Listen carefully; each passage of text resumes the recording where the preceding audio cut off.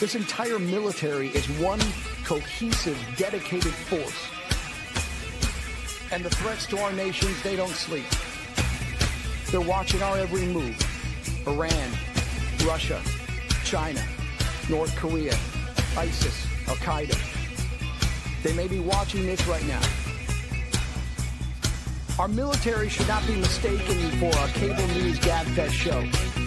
We don't care what you look like. We don't care who you voted for, who you worship, what you worship, who you love. It doesn't matter if your dad left you millions when he died or if you knew who your father was. We have been honed into a machine of lethal moving parts that you would be wise to avoid if you know what's good for you. We will not be intimidated. We will not back down. We don't want war. But if you want war with the United States of America, there's one thing I can promise you, so help me God. Someone else will raise your sons and daughters.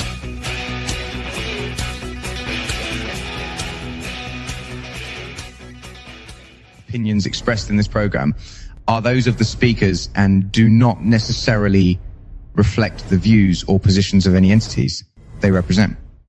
Find us on the web at mbradio.us.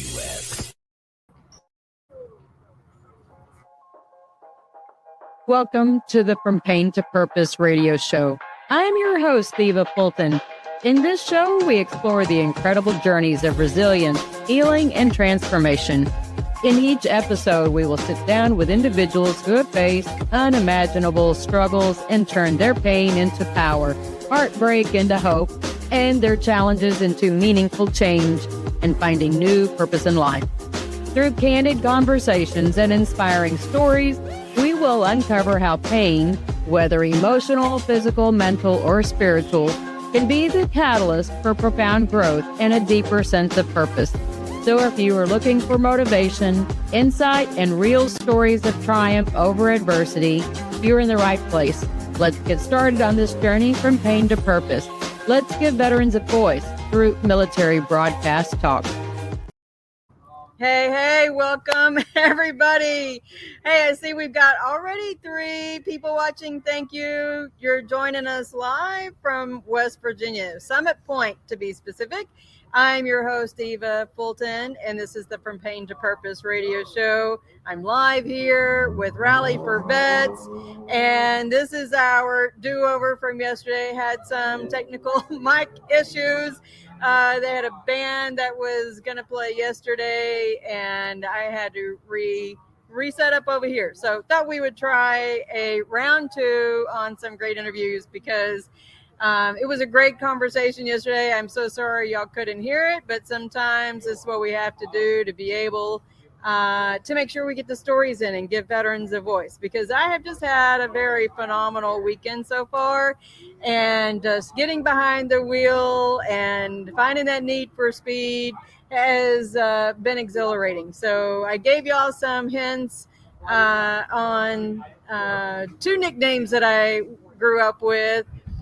Somebody they had the right name for the second one, so that was my second nickname, was Eva Andretti, and the first one I didn't hear any of my classmates say anything, but it was Eva Knieva. So I guess it's been in my genes that, yes, I like a little bit of daring stuff. I didn't really know that until the last couple of years. I have learned to enjoy that.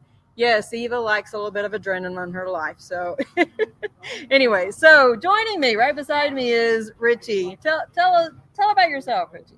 So I'm Richie Haynes. I served in the Army from 2002 to 2011. I was 1st Armored Division and also 1st Space Company. And I've been out since 2011. I've got my bachelor's, working on my 2nd master's, trying to enter the world of business.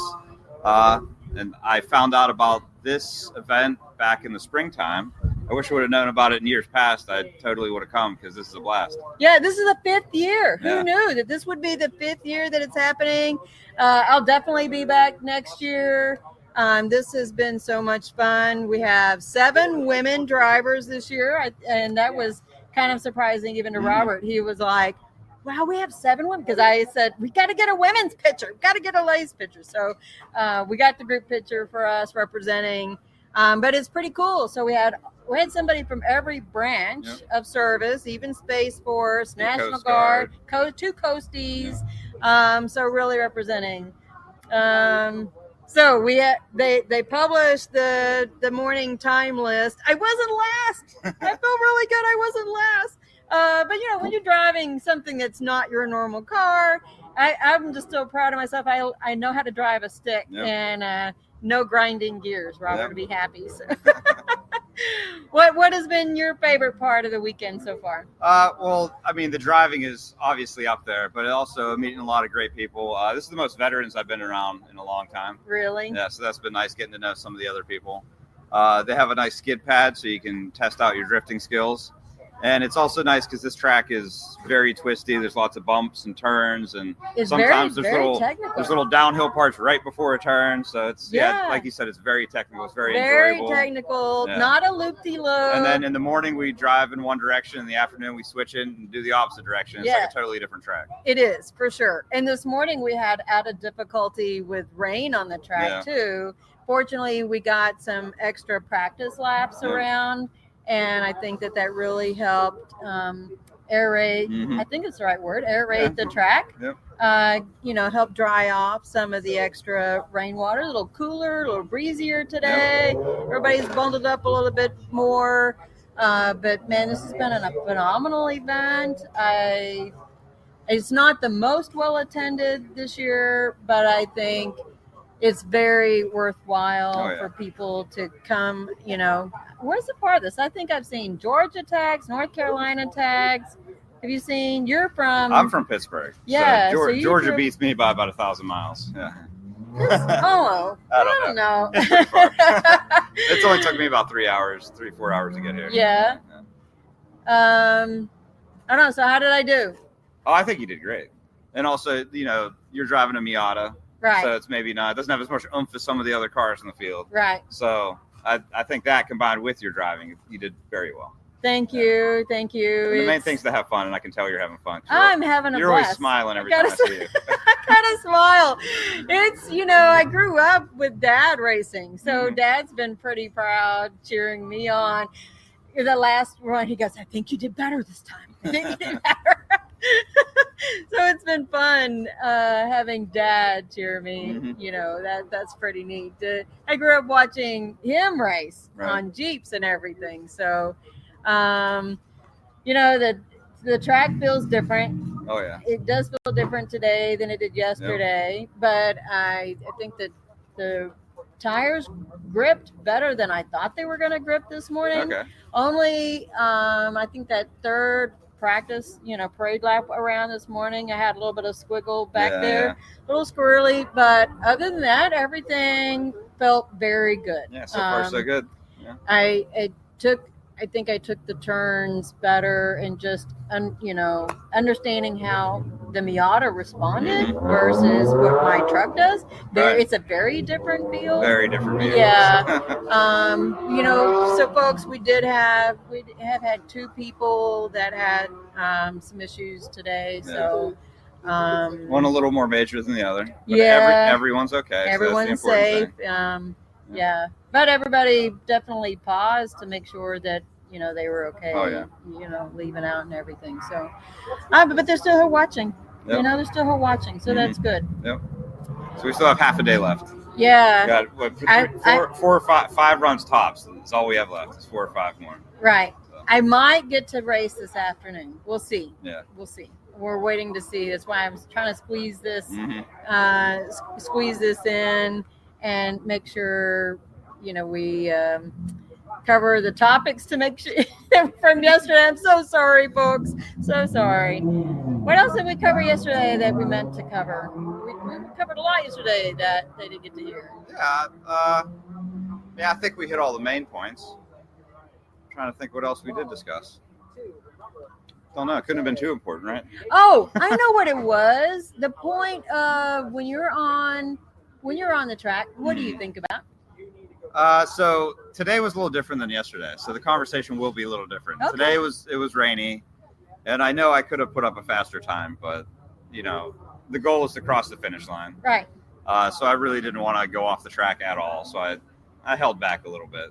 So that was kind of my thought was don't push it, don't push Right. it, don't push it. Because you still drive your car. Yeah, Right. I got to take it to work on Monday. So. Right. Imagine that. Yeah. Imagine that. But that's the cool thing about a lot of these cars are people's street cars. Mhm. They really Yep. do drive these, but they just have some fun with it. Yep. I know one guy. What does he have? He has a Corvette, but he bought the race package with this vehicle compared to his last vet. You know, so I've had some nice technical conversations with guys. I didn't feel too out of place. Yeah. I can talk the lingo. Mhm. Now you hold your own, I I think. can hold my own. I didn't feel as pushed today. Yeah. That was the nice thing. Yesterday, I felt I was a little pushed, and maybe that was because I just was still so new at it. I feel like That's what's nice about having it as a 2-day event. So we had yesterday was practice all day. Right. Time doesn't matter. Low stress, yep. Right. So it kind of made the less anxiety today. Kind of know what you're getting into. Right. So it was good. But I had the familiarity. The only change was the rain on the surface. So Kept it interesting, yeah, that's for sure. it did keep it interesting. But it seems to have dried out pretty Oh well. yeah, I think so. And in case y'all can't hear, they're back there. They're back there racing. So time's happening right now, live. And I'll try to do a Facebook Live when we're having the award ceremony.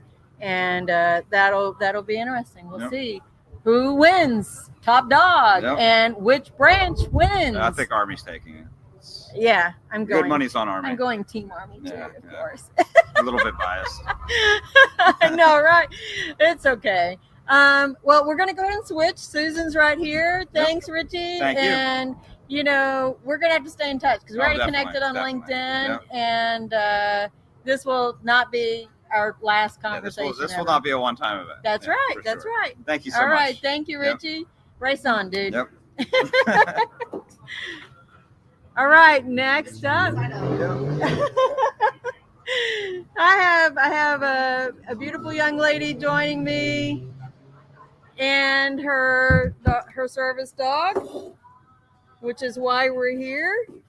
Woody. Hey, everybody, this is Susan. Hello. And I don't know if you can see. We'll see. There's Woody. Here, Woody. Sit. Good boy. Aw, see, so good. So good. So, how are you doing today? Good. How are you? I'm fantastic. Hey, I think we have mic working. I'm hoping anyway. That would be nice. It acted like it was working, and I haven't seen anybody put anything in the comments saying, hey, we can't hear you. We still have 4 listeners, so I think we're doing something right. So tell us a little bit about yourself. So my name is Susan, and I am prior Air Force. I was active duty from 2007 through 2014. Yeah. And then I was ER nurse in the Air Force. Right. And then I separated and went to graduate school. So here I am. All right. But active duty, I understand you were a field nurse, right? I was ER trauma nurse. Yeah, you were a trauma nurse. Twice. I was in Afghanistan and, Iraq first and then Afghanistan. Yes. Yeah. And I know we talked a pretty good time yesterday, and I want to make sure I have you on, maybe a future time where we can talk more, because I want to make sure we cover the option of what this organization has done for you, and maybe helping people to understand what is the purpose of a service dog, and maybe what are some of the questions that they didn't know they could or should ask, and thinking about whether a service animal is right for them. So so first of all, I know there are so many different organizations that raise and train service dogs. And I got him from Veterans Moving Forward, which is one of the many. They're located in Northern Virginia area. And they were the closest ones to my home. And so basically, had a couple people ask me if I had ever thought of applying for myself when I had interact with different organizations that raise them. And after a lot of careful thought, I went ahead and decided to put in the application, and it's one of the best decisions I've made. But it's not I decided and autumn, next week you're getting a dog. No, no, it's a process. And I can only speak to the process for the organization that I work with. Right.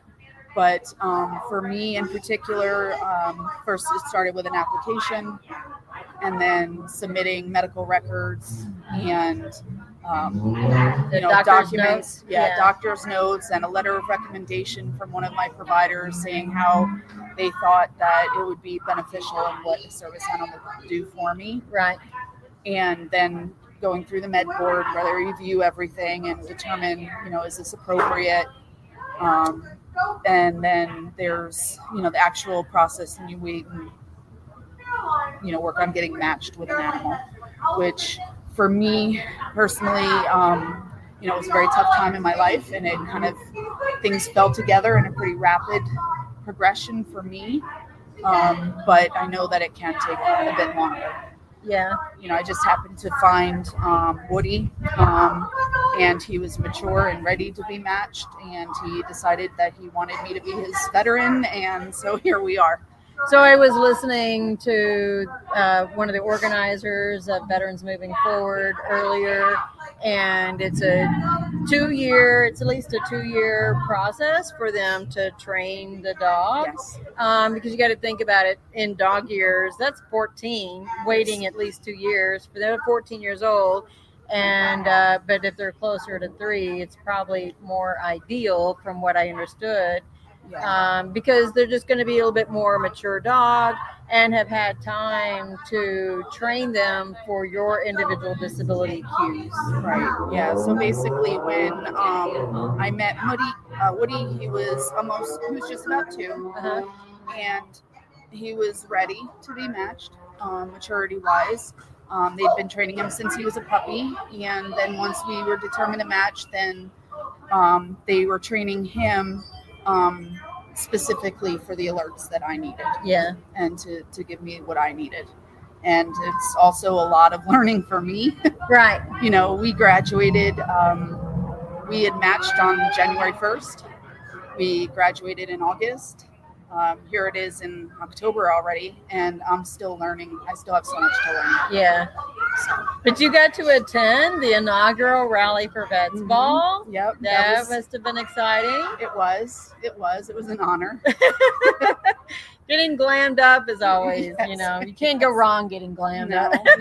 Finding a ball gown and all of that stuff. Yes. But It's a far cry from how I normally dress. how has having a service dog changed your life, though? I want to address that because I think for some people who feel like maybe they're stuck at home, maybe a service animal is something that gives you some of that freedom back to feel like you're gaining some control over your life. Yes.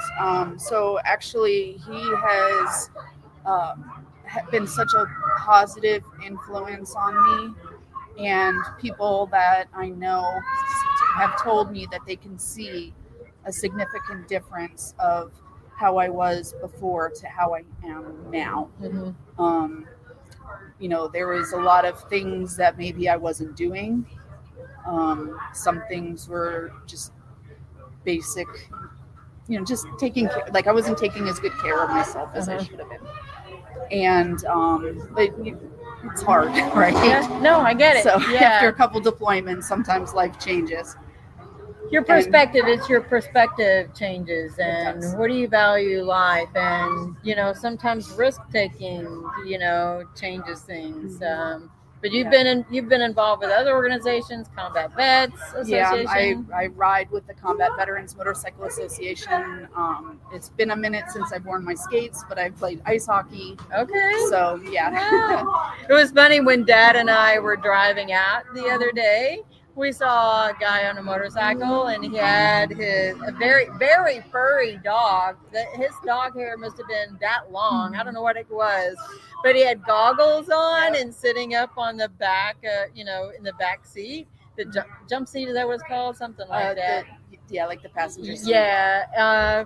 And the dog was just enjoying looking around with his goggles. I wish I could have gotten a picture. I know. That's the goal that we have, is to get my bike fitted so that he can come with me when I ride. Oh, that will be so much fun. Yes. So much fun. Wow. Well, anything that I could have, should have asked that maybe the audience might want to hear? So I would just say, having a service dog, there's a process. It's the process, especially, after, being a veteran and having been overseas and deployed a couple times, there's things can be a little bit more challenging to cope with. But I think that having applied for a service dog and been matched with one, he has definitely made my life a lot better. I have been able to do things and do them better than I would have had I not had him. I think one of the things that I asked you yesterday also that I wanted to make sure we covered was that time process of putting in the application, though it seemed like it was a long process because of going through all of those, steps of getting the medical and the documentation and you also had support from family and how this was going to change your life with having a dog. But it was critical for you to kind of have some of that stakeholder buy-in and also the support, but that even going to work, it was changing your dynamic of things as well. So, obviously you have, now I'm navigating the world, like everyday life, with a service dog. So it's not just me running in and out of the store or going to sit down to eat in a restaurant. It's us. We're a team. Right. So for a reason. For a reason. It was funny or odd. There's a beagle over there that's been in training. Cute. I've had a beagle before, so I love beagles. But it's a rescue dog. She does search and rescue. Yeah, search and rescue dog. She doesn't seem to do so well as a service dog. Well, that's her thing, is search and rescue. Yeah, but she was telling me about they went into a hardware store and the dog was on that search and rescue for a lady that was having a diabetic, episode, and she could smell the sugar had dropped, and they had to deal with that. And it's amazing what dogs can be taught, so they can be taught to detect low blood sugar levels for people with diabetes. They can be taught to detect elevated heart rates for people who have anxiety, cardiac issues. They can detect seizure activity before it happens. Wow.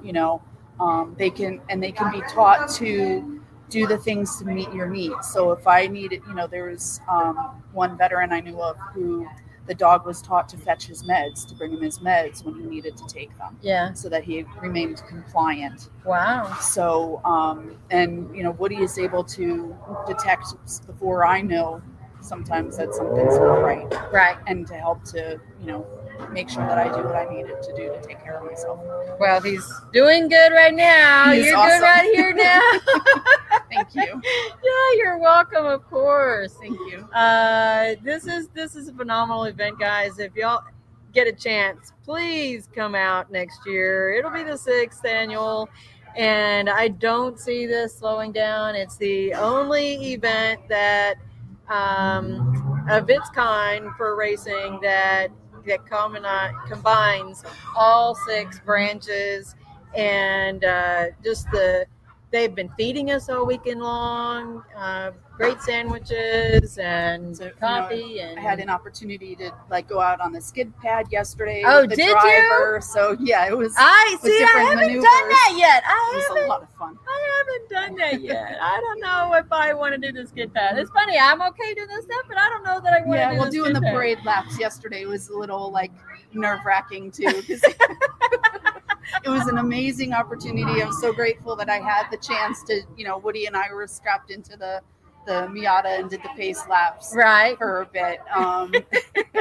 And it was a lot of fun when I came up to that one bank turn. I wasn't expecting it, but you see it, watching NASCAR and races and things, but to actually experience that behind the wheel yourself was really pretty cool. It's different. Yeah.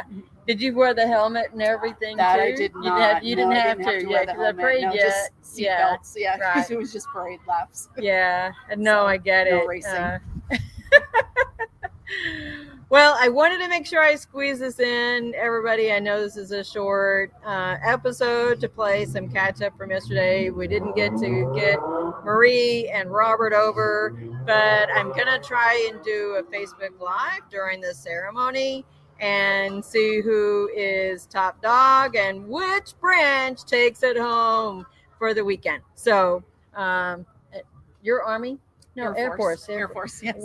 I know that guy over there, wherever he went, there he is. He's Marines, and and I know Robert was Army, and Woody's his namesake was a Vietnam veteran. Okay. So, Well, everybody, hope to see you guys here next year. Ladies, come and race too. You can do your streetcar. So check y'all on a Facebook Live.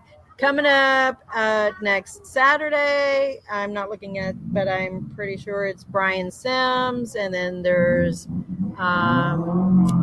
Bryce Hansen, I think. Anyways, I'm booking already in December, guys. So if you want in on my schedule, let me know. Reach out, eva@nbradio.us or info@evafulton.com. And what else? Oh, my book is Welcome to My People Garden. Half of the proceeds through the month of November will go to Military Broadcast Radio. We are giving veterans a voice, and y'all have a fantastic week. So catch you later on a Facebook Live. Bye. Oops. If I can end it there. Ladies and gentlemen, thank you for tuning in to Military Broadcast Radio.